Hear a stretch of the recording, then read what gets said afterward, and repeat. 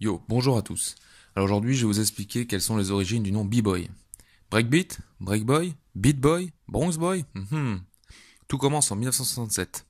Clan Campbell, aka Kool Herc, débarque à New York dans le Bronx. Il commence à être un DJ connu vers 1970, et c'est en 73 que tout s'accélère. Kool Herc est le DJ qui a le plus gros remplisseur du ghetto, et il a toujours les meilleures playlists du moment. Et c'est à cette époque qu'il remarque dans ses jams que certains danseurs dansent uniquement lors des breaks de batterie. Alors un break de batterie, c'est la partie solo jouée par le batteur pendant une vingtaine de secondes. La batterie fait un solo, ensuite tous les instruments reprennent tous ensemble. Des morceaux comme Incredible Boogie Band, Apache et Bongo Rock ou James Brown et d'autres encore. De ce fait, Kool Herc se dit qu'il faut prolonger ce moment de batterie pour garder les danseurs actifs.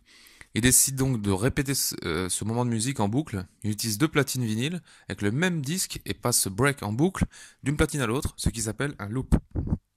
Comme les breakers fréquentaient beaucoup les soirées de Kool Herc, on les a appelés les B-Boys, B pour break. C'est Kool Herc lui-même qui donna ce surnom. Vers 1981-1982, le célèbre mannequin Rosa Blue, et Cool Lady Blue, qui connaissait du monde dans le show business, notamment Malcolm McLaren, deviendra le manager des Rocksteady Crew. Elle est également propriétaire du club Negril, et par la suite, elle devient propriétaire du célèbre Roxy, qui devient le temple des Rocksteady Crew. C'est dans cette boîte qu'a été tournée cette fameuse scène dans Beat Street. Donc vers 1982, Rosa Blue se dit le terme B-Boy ne sonne pas très bien, c'est pas très commercial comme nom. Elle change le nom en breakdance, ce qui est un terme plus vendeur, plus commercial. Elle arrive à imposer ce terme car à l'époque, en plus de manager des Rocksteady Crew, elle est en couverture du Times, National Geographic et plein d'autres. Elle a de l'influence dans les médias.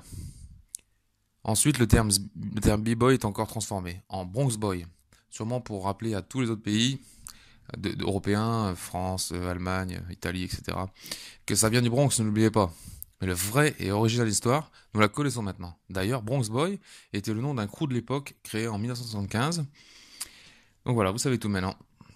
Alors mes sources, Hip Hop Knowledge numéro 5, l'origine du nom B-Boy par Yuval, une vidéo que vous trouverez sur sa page, et breakdancecrew.net. Il faut savoir d'où tu viens pour savoir qui tu es et où tu vas. Peace!